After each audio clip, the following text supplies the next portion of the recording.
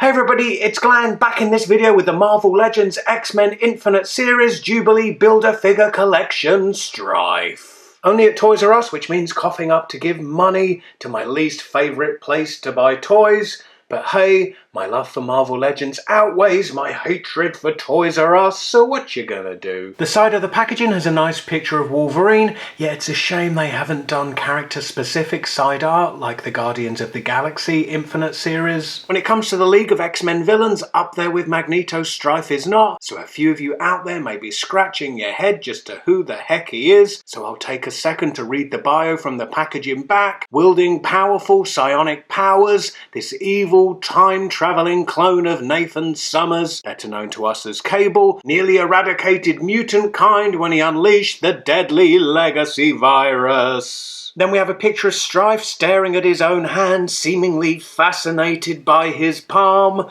Hey, I know what that's like. I've done acid too. Then down here we have the other action figures in this series. They consist of Magneto, Cyclops, Storm, Wolverine, and the Build-A-Figure of this series, Jubilee, who, with Magneto and Storm being short-packed, is proving pretty hard to build. I really do wish that figures that came with Build-A-Figure parts were produced in equal numbers. Stryfe comes with Jubilee's head and 2 power effect for her hands. I'll be setting these to one side and hope soon to complete my Build-A-Figure Jubilee. That is, when I track down Magneto and Storm. Here is Stryfe out of packaging, and if you don't know who Stryfe is, or if you just overlook him as one of those overly designed villains symptomatic of the 90s, then I suggest reading the Executioner's Song storyline. It's epic!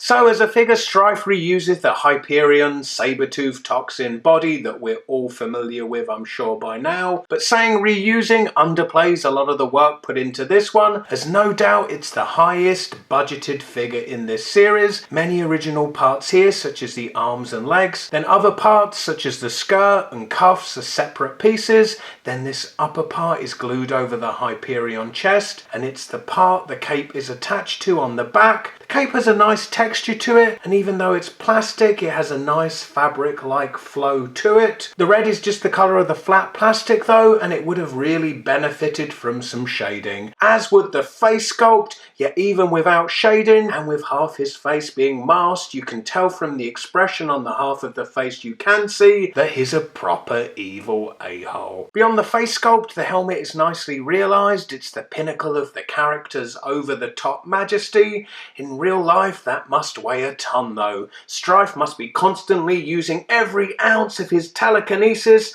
to ensure his head and neck aren't crushed under the weight of it. For an accessory, Stryfe comes with this sword. It is just flat plastic. There's absolutely no paint deco to it, yet it does have some nice sculpted detail on the handle. Anybody recognize that face there? Yep, that's Apocalypse. It's never overtly stated in the comics, but I believe this sword is an ancient artifact belonging to Apocalypse. As a prelude to Executioner's Song, Stryfe has the Mutant Liberation Front steal it from a museum. And as part of the Executioner's Song storyline, Stryfe travels back to the past to kill Apocalypse, who essentially is his adopted father in the future. The mind boggles. Anyway, I digress. Long story cut even shorter. This is the very sword that Stryfe stabs Apocalypse with in the chest. And really the sword itself is quite a minute plot point, so you gotta respect Hasbro for including it. Nice to know that someone there is reading their old back issues. And Stryfe's right hand is sculpted to hold the sword. You do need to finesse that into his grip though. And other than stabbing Apocalypse, coming with a sword accessory and Jubilee's head makes me wonder just what else he's used the sword for. And if I'm not lucky enough to track down Storm and Magneto to complete Jubilee, then I'm going with my own continuity that Stryfe Ned Starked Jubilee. Jubilee! Now looking at articulation, the head rotates side to side. It looks down only the tiniest amount and looks up about the same. At the shoulder, the armour does inhibit a full rotation of the shoulder, but the arm moves up and down.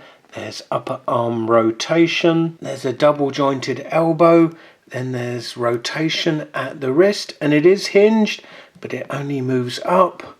Doesn't really move any further down than that. Has an ab crunch which moves this far forwards, and then, well, it doesn't really move back because of the cape. And then there's rotation at the waist. At the hips, the legs move out to the side this much, and then back in to the front a decent amount, but not so much to the back. There's upper leg rotation. Then at the knee, it's double jointed, and then at the ankle, it's hinged, moving backwards and forwards.